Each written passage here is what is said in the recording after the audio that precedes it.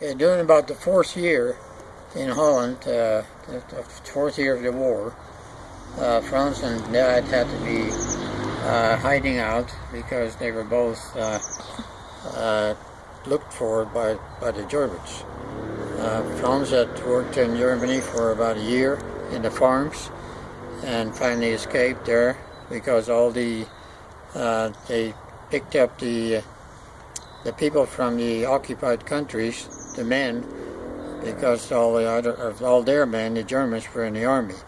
So anyway, and then also they got a hold of my dad when he was outside and wanted to take him in the truck. But there was kind of a thing going on that made it possible for Dad to escape, and but then of course the Germans knew about where he lived, so they kept looking for him. In the meantime, we decided to move to Tante Doortje on the park lawn in Haarlem. She had a big house, 2 stories, and she lived in the bottom part, and there was a big hallway between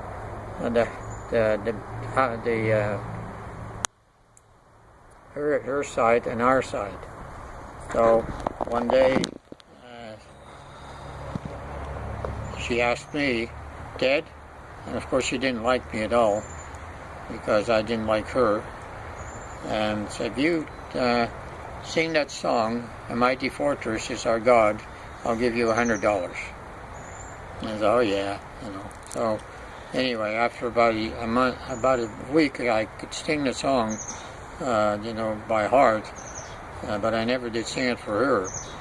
But Frans, he thought, you know, maybe he could make the $100, and he would sing it all day. And he told him, "No, it's not for you, it's just for young Ted." How much time have I left? A little bit? 3 minutes? Okay, we also we had a discussion about the backyard. She said, "The backyard is mine, and you can have a little bit of it, but not very much."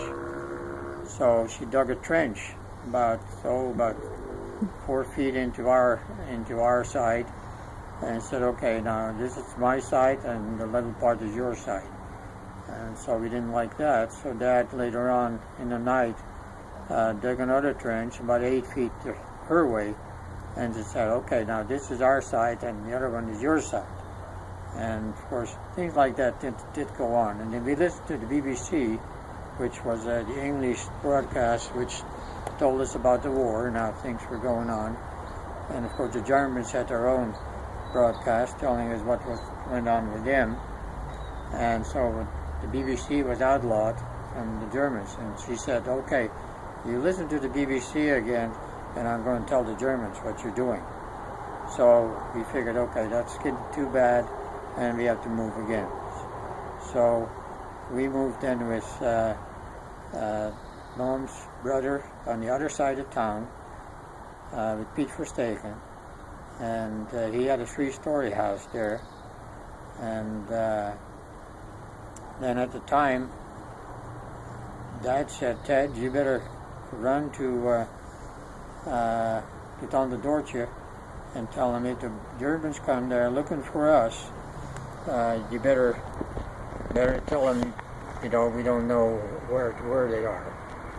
So, and I ran across the town, which took me about a half hour or more, and just when I turned the corner, I saw a couple of Germans.